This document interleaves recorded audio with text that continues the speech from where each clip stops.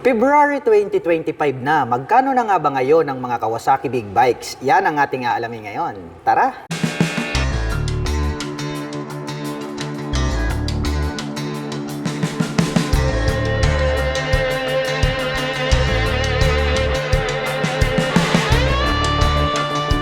Ito po ang pinakabagong Kawasaki Versys 650 2025 version na po ito. Napakabangis po pala talaga nito pong kanyang headlight design. Nagkaroon pa pala siya rito ng windlet at mga pangil, kaya talagang mas malupit yung kanyang dating. Nakapop up naman po ito pong kanyang mga turn signals. LED na po lahat ng kanyang ginagamit para po dito sa kanyang lighting system. Gumagamit naman po ito ng inverted telescopic fork, naka-dual rotor disc brake dito sa harapan, along with 2-pot caliper na Nissin brand. At ito po ay naka-cast wheel na black color. At ang sukat naman po ng kanyang gulong rito po sa harapan, ito po ay mayroong sukat na 120 by 70-17. Naka-fully digital meter panel display. Meron po itong 2-button selector dito sa bandang ibaba. At gumagamit naman po ito ng mechanical key dito po sa kanyang ignition. At ito po ay naka-naked handlebar. Papunta naman po tayo rito sa kanyang mga button selectors. Meron po tayo ritong passing light, high beam and low beam, turn signal selector, horn at ang kanyang hazard. At meron pa tayo ritong additional na button selector. Habang dito naman po sa kabila, meron po tayo ritong engine kill switch at electric starter. At ito naman pong kanyang mga brake levers is chrome color at ang kagandahan po niyan, ito po ay adjustable. At ito pong kanyang fuel tank is napaka-flawless ng kanyang dating, glossy black color. At ito naman po ay mayroong fuel tank capacity na 21 liters. Speaking of engine mga ka-LM, ito po palang Kawasaki Versys ay meron po itong 649 cubic centimeter engine displacement. Naka-parallel twin, dual overhead cam, 4-stroke with 4 valve per cylinder. At nakakapag-provide naman po ito ng maximum power na 69.3 HP at 8,500 RPM. Habang nakakapagbigay naman po ito ng maximum torque na 61 Nm at 7,000 RPM. Dumako naman po tayo rito sa bandang likuran. Silipin natin ito pong kanyang taillight. Wow! Very aggressive din, no, yung pagkakadesign itong kanyang taillight. LED na po yan at nakapop up naman po ito pong kanyang mga turn signals. At ito pong naka-emboss na to pag ating sinilip, meron na rin po siyang plate light. At ito pong kanyang rear fender, ang kanyang nagsisilbing plate holder. May added light reflector dito po sa bandang ibaba. Mapunta naman po tayo rito sa kanyang rear braking system. Naka-single rotor disc brake with single pot caliper na Nissin brand. At ang sukat naman po ng kanyang gulong rito sa likuran, ito po ay mayroong sukat na 160 by 60-17. At pagdating naman po dito po sa kanyang rear suspension, ito po pala ay equipped with single-sided monoshock absorber.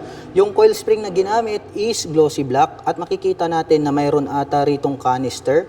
So ibig sabihin ito po ay adjustable. At ito pong kanyang exhaust pipe, grabe no, almost hide, talagang napaka-forma nito pong kanyang exhaust pipe. Stainless steel po yan at mayroon po itong single exhaust. At matte black color naman po ito pong kanyang die-cast na swing arm. At ang presyo po ng pinakabagong Kawasaki Versys 650 2025 version ay nagkakahalaga po ito ng 512,500 pesos. At kung balak mo naman pong kumuha ng hulugan, ay kailangan mo lang pong mag-down payment dito ng 189,239 pesos. Ito po ang Kawasaki Ninja ZX4RR 2025 version na po ito. Grabe, napakabangis po nito pong kanyang headlight design. Meron naman po itong clear na windshield at dito po nakaposisyon sa bandang harapan. Ito pong kanyang mga side mirrors. At nandirito naman po sa bandang ibaba, ito pong kanyang mga turn signals. At ito po ay equipped with inverted telescopic fork para naman po rito sa kanyang front suspension. Gumagamit po ito ng dual rotor disc brake with 2-pot caliper. Glossy black naman po ito pong kanyang cast wheel. At ang sukat naman po ng kanyang gulong rito po sa harapan, ito po ay mayroong sukat na 120 by 70-17. Naka-fully digital meter panel display, naka-mechanical key ang ignition with immobilizer. At ito po ay naka-naked handlebar. At mayroon naman po itong 15 liters na fuel tank capacity. At ito naman po ay mayroong 6-speed manual transmission. Equipped na po ito ng assist slipper clutch at mayroon na din po siyang quick shifter. Ang angas naman po nito pong kanyang kanyang upuan. Black color naman po ito pong kanyang seat cover. At ang big bike po na ito ay mayroon pong 401 cubic centimeter engine displacement, naka-liquid cooled, 4-stroke, inline 4. At nakakapag-provide naman po ito ng maximum power na 76.43 HP at 14,000 RPM. Habang nakakapagbigay naman po ito ng maximum torque na 39.6 Nm at 13,200 RPM. Triangle shape naman po ito pong kanyang tail light at nakapop up naman po ito pong kanyang mga LED na turn signals. At ito po pala ay gumagamit ng single rotor disc brake with single pot caliper. Glossy black naman po ito pong kanyang cast wheel at ang sukat naman po ng kanyang gulong rito po sa likuran, ito po ay mayroong sukat na 160 by 60/17. At mayroon naman po itong single exhaust na stainless steel at ito po ay equipped with monoshock absorber para naman po rito sa kanyang rear suspension. At ang kagandahan po nito, ito po ay adjustable. At ang presyo naman po ng Kawasaki Ninja ZX4RR 2025 version ay nagkakahalaga po ito ng 502,500 pesos. At kung balak mo naman pong kumuha ng hulugan, ay kailangan mo lang pong mag-down payment ng 185,649 pesos. Ito po ang Kawasaki Ninja ZX6R 2025 version. Mayroon po itong napakabangis na headlight design. Matutulis naman po ito pong kanyang front face cover. At mayroon naman po itong clear na windshield. At dito naman po located itong kanyang mga side mirror sa bandang harapan dahil nga ito po ay isang sports racing bike. At dito naman po sa bandang ibaba, dito po located itong kanyang turn signals. At gumagamit naman po ito ng inverted telescopic fork para po dito sa kanyang front suspension.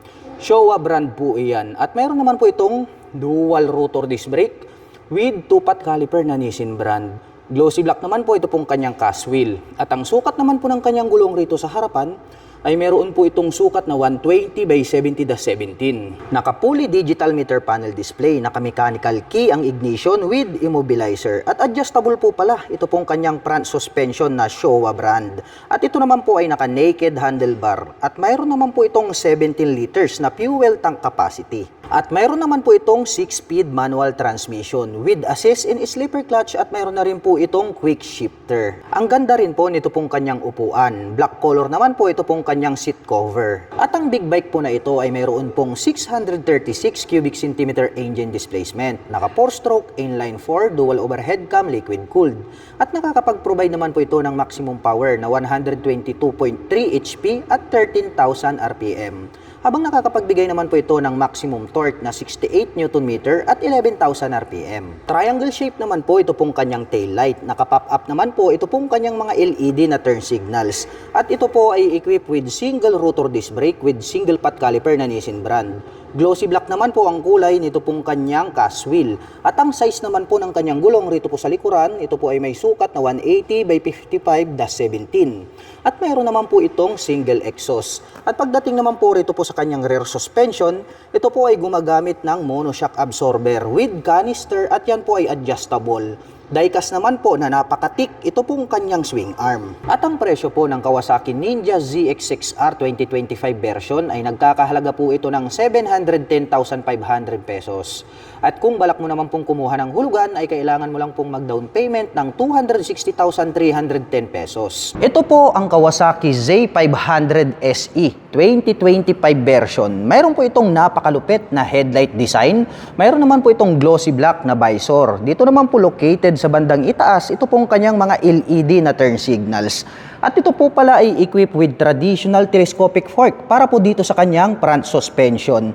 At ito po ay gumagamit ng single rotor disc brake with 2-pot caliper na Nissin brand. At green color naman po ito pong kanyang cast wheel. At may sukat naman po ang kanyang gulong rito sa harapan na 110 by 70/17. Naka-fully digital meter panel display, naka-mechanical key ang ignition at ito po ay naka-naked handlebar. At mayroon naman po itong 14 liters na fuel tank capacity. Sporty looks naman po ang dating nito pong kanyang upuan. Black color naman po ito pong kanyang seat cover. At mayroon naman po itong 6-speed manual transmission with assist in sleeper clutch. At ang big bike naman po na ito ay mayroon pong 451 cubic centimeter engine displacement to be exact. Naka 4-stroke parallel twin liquid cooled fuel injected engine. At nakakapag-provide naman po ito ng maximum power na 51.3 HP at 10,000 RPM. Habang nakakapagbigay naman po ito ng maximum torque na 42.6 Nm at 7,500 RPM. Pahaba naman po ang hugis nito pong kanyang taillight at nakapop up naman po ito pong kanyang mga turn signals. At ito po ay gumagamit ng single rotor disc brake with 2-pot caliper na Nissin brand. At green color naman po ito pong kanyang cast wheel. At ang sukat naman po ng kanyang gulong rito sa likuran, ito po ay mayroong sukat na 150 by 60/17. Meron po itong single exhaust at naka monoshock absorber naman po ang kanyang rear suspension. At ang presyo naman po ng Kawasaki Z500 SE 2025 version ay nagkakahalaga po ito ng 359,100 pesos. At kung balak mo naman pong kumuha ng hulugan ay kailangan mo lang pong mag-down payment ng 134,176 pesos. Ito po ang Kawasaki Z900 standard version. Meron po itong napakaangas na headlight design. Dito naman po sa bandang itaas located, ito pong kanyang mga LED na turn signals. Meron din po itong maliit na visor at meron po pala itong split na daytime running light dito sa magkabila. At ito po ay equipped with inverted telescopic fork para po dito sa kanyang front suspension. At ito po ay gumagamit ng dual rotor disc brake na naka-flower design with 2-pot caliper na Nissin brand. At glossy black naman po ito pong kanyang cast wheel. At ang sukat naman po ng kanyang gulong rito po sa harapan, ito po ay mayroong sukat na 120 by 70/17. Naka-fully digital meter panel display, naka-mechanical key ang ignition with immobilizer. At ito po ay naka-naked handlebar. At mayroon naman po itong 17 liters na fuel tank capacity. Napaka-porma din po nito pong kanyang upuan. Matte black color naman po ito pong kanyang seat cover. At mayroon naman po itong 6-speed manual transmission with assist and slipper clutch. At ang motor po na ito ay mayroon pong 948 cubic centimeter engine displacement. Naka-liquid cooled, inline 4-cylinder dual overhead cam fuel injection. At nakakapag-provide naman po ito ng maximum power na 123.64 HP at 9,500 RPM. Habang nakakapagbigay naman po ito ng maximum torque na 98.6 Nm at 7,700 RPM. Unique din po ang pagkakadesign nito pong kanyang taillight at dito naman po located itong kanyang mga turn signals. At ito po pala ay equipped with single rotor disc brake na flower design with single pot caliper na Nissin brand. At ito pong kanyang cast wheel is glossy black color. At ang sukat naman po ng kanyang gulong rito sa likuran, ito po ay mayroong 180 by 55/17. At mayroon naman po itong single exhaust at gumagamit naman po ito ng monoshock absorber para po dito sa kanyang rear suspension. At ang kagandahan po niyan, ito po ay adjustable. At ang presyo naman po ng Kawasaki Z900 standard version ay nagkakahalaga po ito ng 570,000 pesos. At kung balak mo naman pong kumuha ng hulugan ay kailangan mo lang pong mag-down payment ng 209,519 pesos. Ito po ang Kawasaki ZH2 top of the line sports naked bike. Napakabangis po pala nito pong kanyang headlight design. Matulis po ito pong kanyang front face cover na parang nagkaroon ng pangil dito sa bandang harapan. Mayroon naman pong Kawasaki logo dito sa bandang gitna at mayroon naman po itong maliit na visor. At dito naman po located dito pong kanyang mga turn signals na LED. At ito po pala ay equipped with inverted telescopic fork para po rito sa kanyang front suspension. At ito po ay equipped with ABS or anti-lock braking system. Gumagamit po ito ng dual rotor disc brake with 2-pot caliper na Brembo. At glossy black naman po ang kulay nito pong kanyang cast wheel. At ang size naman po ng kanyang gulong rito po sa harapan, ito po ay mayroong sukat na 120 by 70/17. Naka-fully digital meter panel display, naka-mechanical key ang ignition, equipped na po yan ng immobilizer. At mayroon naman po itong 19 liters na fuel tank capacity. At bukod dyan, ang kagandahan po nito ay mayroon na po siyang cruise control. At ito po ay naka-naked handlebar. At mayroon naman po itong 6-speed manual transmission. Equipped na rin po ito ng assist and slipper clutch at mayroon na rin po siyang quick shifter. Ang astig din po nito pong kanyang upuan. Black color naman po ito pong kanyang seat cover. At mayroon naman po siyang belt dito sa gitna. At ang Kawasaki ZH2 ay mayroon pong 998 cubic centimeter engine displacement. Naka 4-stroke, inline 4, dual overhead cam, liquid cooled. At nakakapag-provide naman po ito ng maximum power na 200 HP at 11,000 RPM. habang nakakapagbigay naman po ito ng maximum torque na 137 Nm at 8,500 RPM. Unique naman po ang pagkakadesign nitong kanyang taillight. Naka-pop up naman po ito pong kanyang mga LED na turn signals. At ito po pala ay gumagamit ng single rotor disc brake with single pot caliper na Nissin brand. Glossy black naman po ang kulay nito pong kanyang cast wheel. At ang sukat naman po ng kanyang gulong rito po sa likuran, ito po ay mayroong sukat na 190 by 55-17. At mayroon naman po itong mapormang exhaust pipe at gumagamit po pala ito ng monoshock absorber para po dito sa kanyang rear suspension at ito po ay adjustable. At ang presyo naman po ng Kawasaki ZH2 ay nagkakahalaga po ito ng 923,500 pesos. At kung balak mo naman pong kumuha ng hulugan ay kailangan mo lang pong mag-down payment ng 336,767 pesos. Ito po ang pinakabagong Kawasaki Z1000R 2025 version. Napakabangis po pala nito pong kanyang headlight design dahil gumagamit po ito ng 4 na projector lights para po dito sa kanyang high beam and low beam. Naka-pop up naman po ito pong kanyang mga LED na turn signals at mayroon naman po siyang little visor dito sa bandang itaas. At ito po pala ay equipped with inverted telescopic fork para po dito sa kanyang front suspension. Showa brand naman po yan at equipped na rin po pala ito ng anti-lock braking system. Gumagamit po ito ng dual rotor disc brake with 2-pot caliper na Brembo. Black color naman po ito pong kanyang cast wheel at ang sukat naman po ng kanyang gulong rito sa harapan, ito po ay mayroong sukat na 120 by 70-17. Naka-fully digital meter panel display, naka-mechanical key ang ignition with immobilizer at ito po ay naka-naked handlebar. At mayroon naman po itong 17 liters na fuel tank capacity. Mayroon naman po itong 6-speed manual transmission with assist and slipper clutch. At napakaastig din po ng dating nito pong kanyang upuan. Black color naman po itong kanyang seat cover at mayroon naman po siyang belt dito sa gitna. At ang big bike po na ito ay mayroon pong 1,043 cubic centimeter engine displacement to be exact, naka-liquid cooled, inline 4-cylinder fuel injected. At nakakapag-provide naman po ito ng maximum power na 142 HP at 10,000 RPM.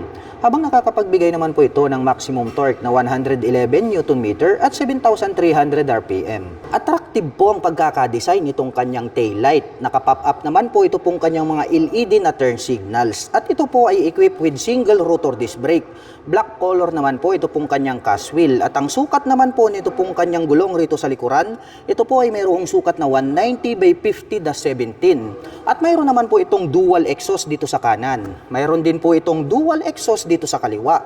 At gumagamit naman po ito ng monoshock absorber para po dito sa kanyang rear suspension. At ang presyo po ng Kawasaki Z1000R ay nagkakahalaga po ito ng 725,500 pesos.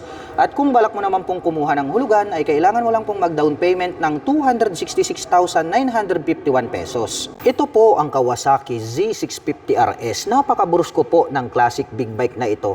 Mayroon naman po itong rounded shape na headlight design. Naka-pop up naman po ito pong kanyang mga turn signals at LED na po lahat ng kanyang ginagamit para po sa kanyang lighting system. At equipped naman po ito ng traditional telescopic fork para po dito sa kanyang front suspension. At mayroon naman po itong dual rotor disc brake with 2-pot caliper na Nissin brand. Glossy black naman po ang kulay nito pong kanyang cast wheel. At ang size naman po ng kanyang gulong rito po sa harapan, ito po ay mayroong sukat na 120 by 70-17. Combination po pala ng digital at analog ito pong kanyang meter panel display. Naka-mechanical key ang ignition at ito po ay naka-naked handlebar. At mayroon naman po itong 12 liters na fuel tank capacity. Mayroon naman po itong 6-speed manual transmission at retro style naman po ito pong kanyang upuan. Combination po pala ito ng gray at black. Ito pong kanyang seat cover. At ang classic big bike po na ito ay mayroon pong 649 cubic centimeter engine displacement. Naka 4-stroke, 2-cylinder, dual overhead cam, liquid cooled. At nakakapag-provide naman po ito ng maximum power na 67 HP at 8,000 RPM. Habang nakakapagbigay naman po ito ng maximum torque na 65 Nm at 6,700 RPM. Bilugan naman po ito pong kanyang tail light at nakapop up naman po ito pong kanyang mga turn signals, LED na po yan. At ito po ay gumagamit ng single rotor disc brake with single pot caliper na Nissin brand. Glossy black naman po ang kulay nito pong kanyang cast wheel. At ang sukat naman po ng kanyang gulong rito po sa likuran, ito po ay mayroong sukat na 160 by 60-17. At mayroon naman po itong single exhaust na stainless steel. Gumagamit po pala ito ng monoshock absorber na adjustable para po dito sa kanyang rear suspension. At ito pong kanyang swing arm is die-cast po siya na matte black color. At ang presyo po ng Kawasaki Z650 RS ay nagkakahalaga po ito ng 469,500 pesos. At kung balak mo naman pong kumuha ng hulugan ay kailangan mo lang pong mag-down payment ng 175,060 pesos. Ito po ang pinakabagong Kawasaki KLR 650. Isa po itong adventure touring bike. 2025 version po ito. Napakaangas po nito pong kanyang headlight design. Bilugan naman po ito pong kanyang mga turn signals na located dito sa bandang itaas. At mayroon daw po itong clear na windshield. Hindi nga lang po naka-installed sa ngayon. At ang kagandahan niyan, mayroon na rin po pala itong integrated na Kawasaki lights straight out from casa. At napakahaba naman po nito pong kanyang front fender. At ito po pala ay equipped na po ng anti-lock braking system. Gumagamit naman po ito ng traditional telescopic fork black color para po dito sa kanyang front suspension. Meron po siya ritong rubber boots. At equipped naman po ito ng single rotor disc brake with 2-pot caliper. At ito po ay naka-spokes rim set. Ito pong kanyang rim is black color. At ang sukat naman po ng kanyang gulong rito po sa harapan ay may sukat na 90 by 90-21. At ito po ay naka-dual purpose pattern tires dahil nga po ito ay isang adventure touring bike. Naka-fully digital meter panel display, naka-mechanical key ang ignition at ito po ay naka-naked handlebar. At bukod dyan, ang kagandahan po nito ay meron na po siyang USB power outlet dito sa kanan at mayroon naman po siyang USB charging port dito po sa kaliwa. At mayroon naman po itong 6.1 gallon na fuel tank capacity.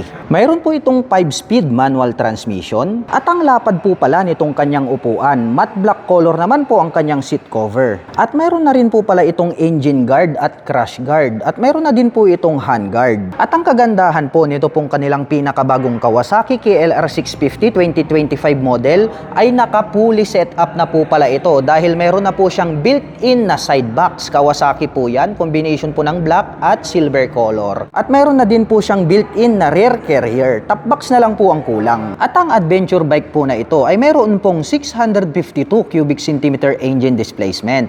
Naka 4-stroke single cylinder dual overhead cam. May bore and stroke na 100 by 83 mm at mayroon naman po itong compression ratio na 9.8 by 1. At pagdating naman po sa kanyang maximum torque at maximum power ay wala pa po tayong full detailed information dahil nga po bagong-bago pa lamang po ito pong adventure bike na ito. At ang seat height po ng motor na ito ay may taas na 34.3 inches, may ground clearance na 8.3 inches, at mayroon naman po itong bigat na may kabuuang 487.1 lb. Box type naman po ito pong kanyang taillight. Bilugan naman po ito pong kanyang mga turn signals. At mayroon naman po itong single exhaust. Gumagamit po ito ng single rotor disc brake with 2-pot caliper, naka-spokes and rim set, at ito po ay naka-dual purpose pattern tires. At ang sukat naman po ng kanyang gulong rito sa likuran, ito po ay mayroong sukat na 130 by 80-17. At gumagamit naman po ito ng monoshock absorber para po dito sa kanyang rear suspension. At ang presyo po ng pinakabagong Kawasaki KLR 650 2025 version ay nagkakahalaga po ito ng 453,400 pesos. At kung balak mo naman pong kumuha ng hulugan, ay kailangan mo lang pong mag-down payment ng 168,025 pesos. At para naman po sa mga nakapanood ng video na ito at interesado pong maglabas ng mga Kawasaki Big Bikes ay maaari nyo po akong i-PM at i-message. At ako na din po yung magbibigay sa inyo ng pinakamalapit na Kawasaki Big Bike sa inyong lugar para hindi na rin po kayo mahirapan. Hanggang sa muli, kita-kits po tayo sa mga susunod na Big Bike update. Bye-bye!